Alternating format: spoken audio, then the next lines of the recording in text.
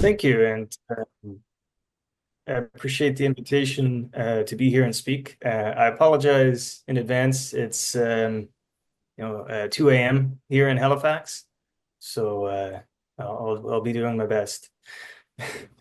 I've had the pleasure of visiting Busan on a number of occasions and working with some of your local cluster partners, and it's very impressive and very welcoming. To have been there and joined, and I hope to come back soon.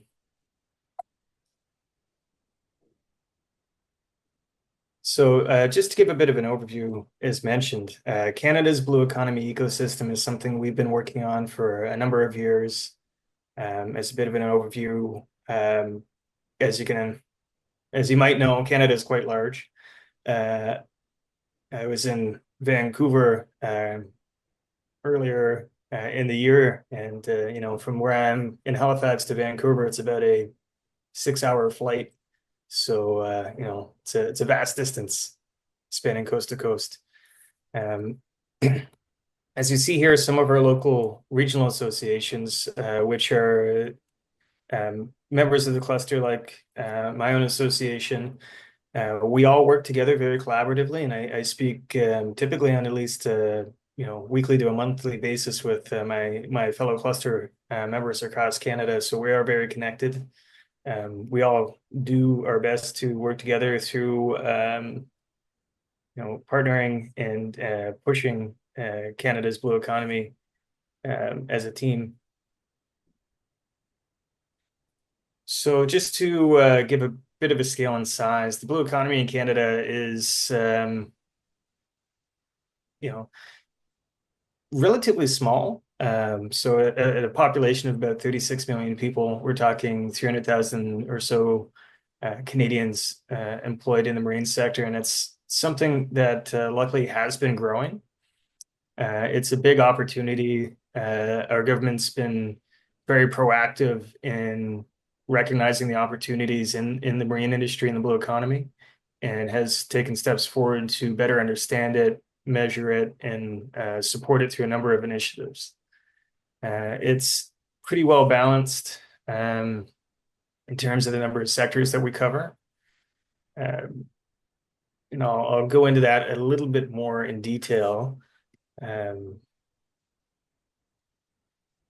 Some of our expertise is typically in really kind of innovative high technology areas. That's where we seem to do best in Canada, is leading in all those sensors, the integration of technology that is used to better understand the ocean environment and be able to take advantage of all the value found in it. I'll also say that about 80% of our revenues of our companies in the industry are based on export. So the market itself within Canada, though sizable, is kind of pales in comparison to the amount of work our companies are doing through international partnerships and working with companies from a number of areas around the globe. So we do, as I mentioned, have a strong federal support. It's something that I've seen grow even in kind of my brief time working in the sector. Just to mention some, we've got our global innovation clusters, which are a number of clusters covering different industries supported by the federal government, one of which was the Ocean Supercluster. So that's an overall national program that's been going on. I think it's into its 6th year now, where they've had a bit over $1.2 billion Canadian federal funding put into growing the ocean economy. It's happened on a national scale, working with cluster partners from across Canada. It's focusing it, in a number of areas into ocean decarbonization, coastal erosion protection, AI, fisheries. It's really quite broad. We also have provincial programs, and then, municipal and other kind of government funded agencies. Federally, we have the Department of Fisheries and Oceans, or DFO, as well as National Research Council being two of the larger supporters of ocean industries in Canada, and they, fund and work with both research and academic institutes, the Canadian Coast Guard, Canadian Navy, and then, particularly with the National Research Council supporting innovation with companies and aiding them with supports to really make innovation an easy thing for ocean companies to work on. I mentioned the Ocean Supercluster. Here's a number of other groups based around Canada. A number of them are actually based on the East Coast. So we call what we call Atlantic Canada, which covers Nova Scotia, Newfoundland, Labrador, Prince Edward Island, and New Brunswick. And then we also have some groups working out of Quebec. So that'd be Technopole Maritime de Quebec. And then out of Vancouver, we have another strong cluster association with the Association of British Columbia Maritime Industries, and a new similar organization to the Cove, which was mentioned by Mr. Jean, is called the Coast. We like our marine acronyms. And I actually had the pleasure of being on the original panels and discussions and having Cove set up here in Halifax. And it was a wonderful opportunity and partnership between industry and provincial and municipal governments, between the province and the city, getting that started. It would have been a lot, perhaps, easier for the province or the city to just turn that into, more kind of retail or commercial space. However, it's become a wonderful anchor for the cluster here.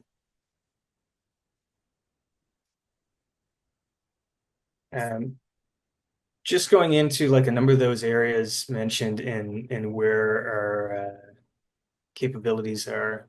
This is kind of how we define, break down our industry.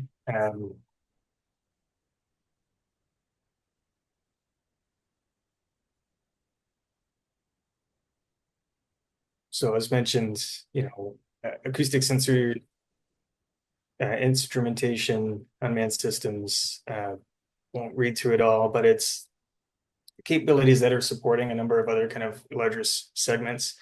A big thing that we get in Halifax is actually around defense and security. So 60% of Canada's Navy is based here in Halifax. The largest part of our shipbuilding, which compared to Korean shipbuilding is still quite small, happens here in Halifax as well.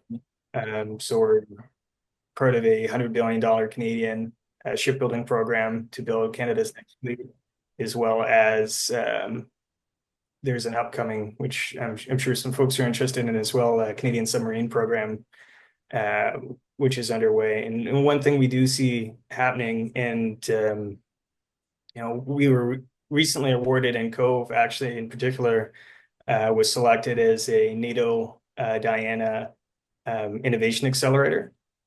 So the impact of defense and dual use technologies in supporting the development of the ocean tech sector has been a very strong part of our local ecosystem.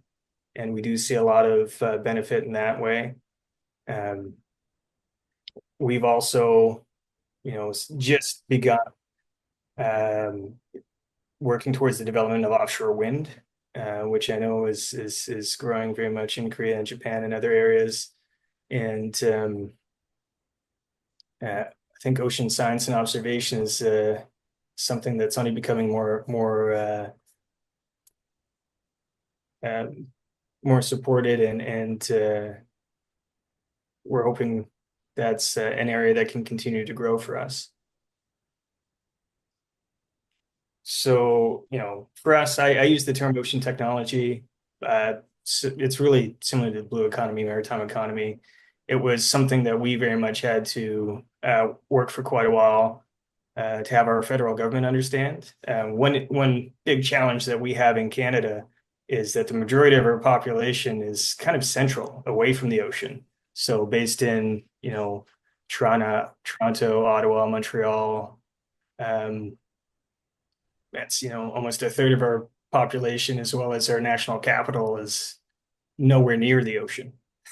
So to try and get the support and understanding of the size of the ocean economy opportunities was quite a challenge for us that took quite a number of years to get pushed through. And I think it's now that it's taken off, it's something that can't really be stopped, and we're looking to what more support we can get in helping to grow what we have here.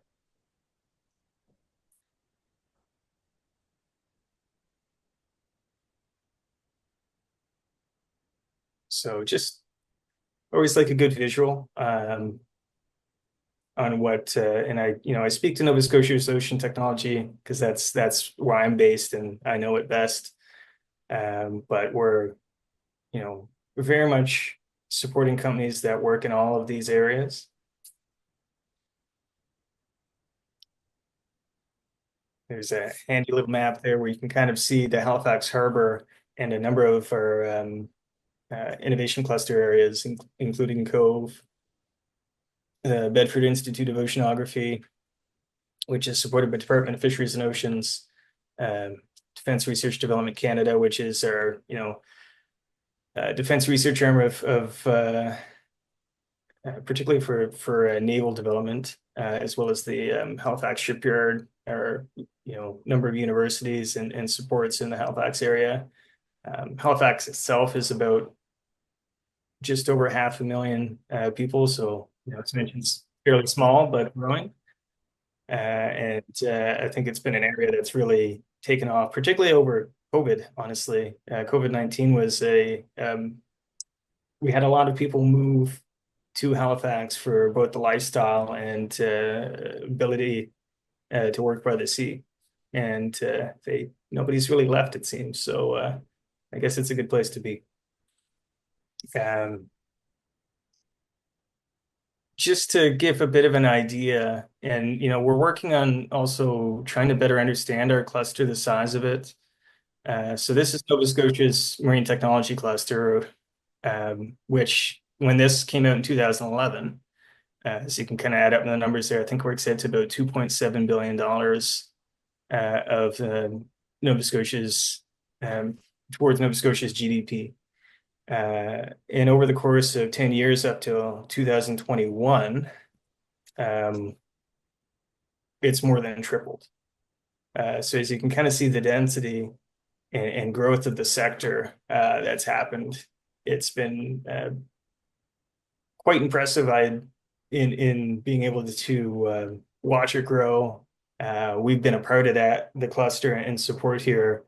I've been working in the sector since 2014, and even in that time, it's pretty phenomenal to see the growth, and a lot of it is due to all the facilitators that we have here in growing these organizations, these spots where our companies can come together, can partner, develop further innovation areas, and are supported both by our federal, provincial, and municipal governments. It's been a wonderful success story for us, and it's always great when we can have an opportunity to talk about what worked, and I think more importantly, even what didn't work. So as others are looking to develop similar clusters, I think it's good to take those lessons from a number of areas. And I'd be happy to speak further on that. I'm hoping actually to be back in Busan in next October. So one thing I also just want to mention is something that we've grown, and I know I've talked with her and had a number of folks from Kami and the city and other areas. Having events, like the World Ocean Forum, and for us, our H2O conference is a wonderful opportunity to both bring together the ocean cluster, being able to kind of measure the size and growth, have that be a spot for companies to come together, a platform for better understanding the issues in the sector, and also I think a big thing to back it is that the companies need to see the value there, and so there needs to be a business case for it. And if you want to have that industry growth, it comes from thinking about what a business needs to grow first. And I'd welcome anybody if they'd like to attend or find more information on our H2O conference. Feel free to reach out. I know a number of folks have been here before, and happy to talk more about that. Apologize, I'm probably cutting it a little short, but happy to stick around and answer any questions or if anybody wants more detail. Thank you. 네. 이런 새벽 시간에 좋은 주제로 발표를 해주셔서 감사합니다. 저희 아마 캐나다 사례가 저희가 하고자 하는 그런 해양 그 혁신 클러스터를 만들고 나가는데 아주 큰 어떤 함의점을 가지고 있지 않나 싶습니다. 저희가 한 5분 정도 좀 질문을 좀 드릴 수 있는 시간을 갖도록 하겠습니다. 그래서 잠시 그 온라인 상에 좀 대기를 해주시고요. 현장에 저희 전문가가 나와 있습니다. 그래서 전문가의 질문 한 몇 개 받도록 하겠습니다. 플로어에서 질문을 주시면 아마 마이크를 켜서 하셔도 들릴 겁니다. 그렇게 해주시면 되고 아니면 제가 전달 드리겠습니다.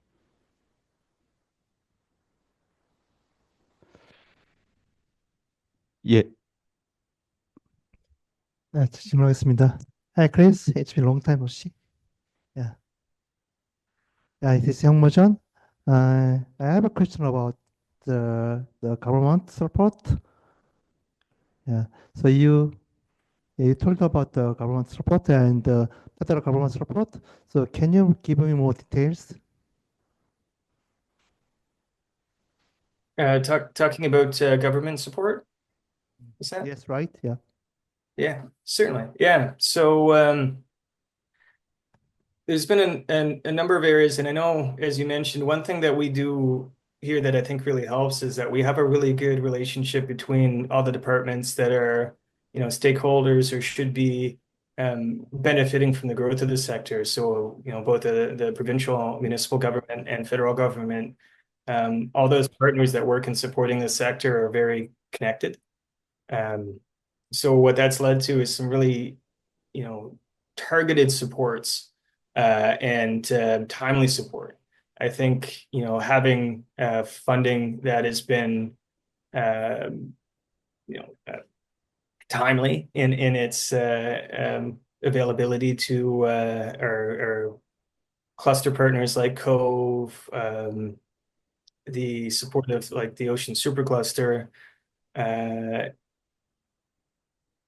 having not just a space for the companies to be, but a reason for them to work together. So, and that is really helped through innovation programming, having the government come forward with the challenges and putting out challenge statements where industry can solve them and work with government in solving those issues has been a really useful tool in having industry work together and also seed new industry.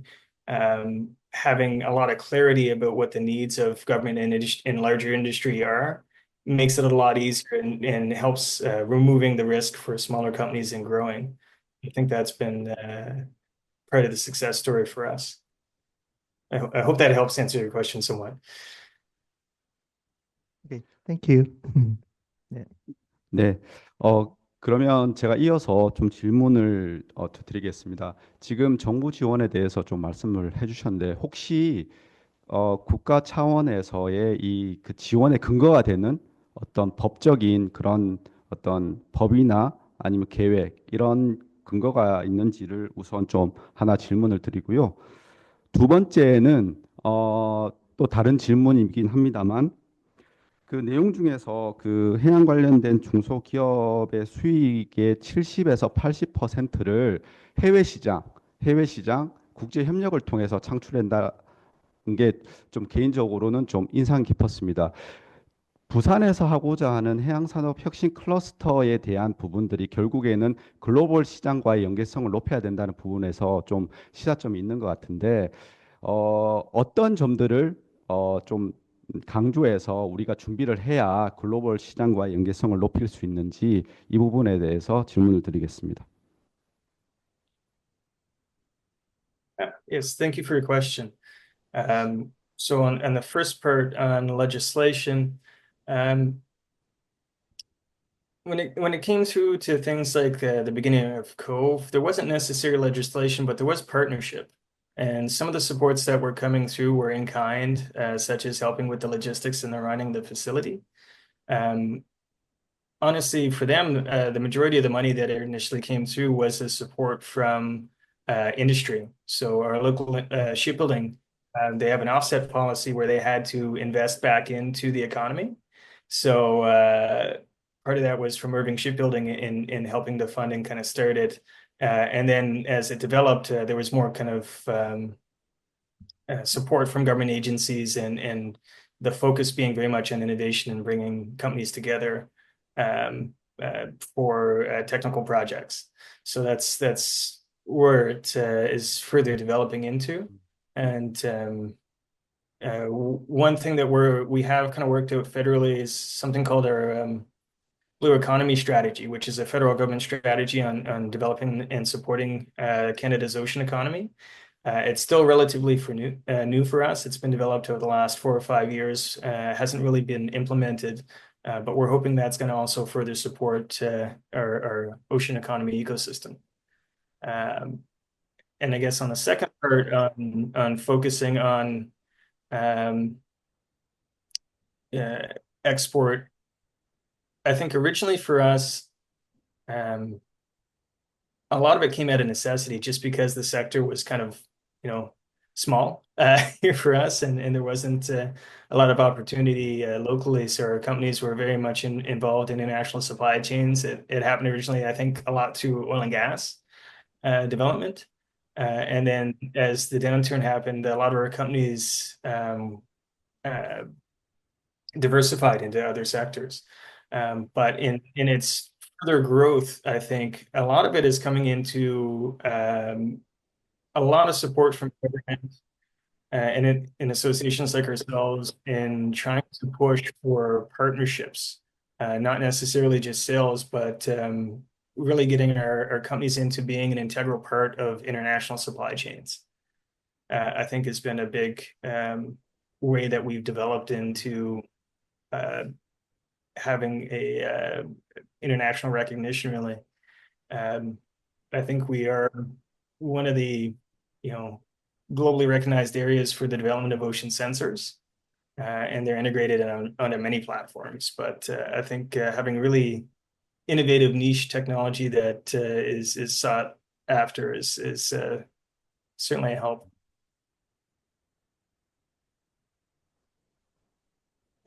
네, 감사합니다. 뭐 이제 주무셔야 될 것 같습니다. 새벽에 너무 오래 찾고 있어서 너무 죄송하고요.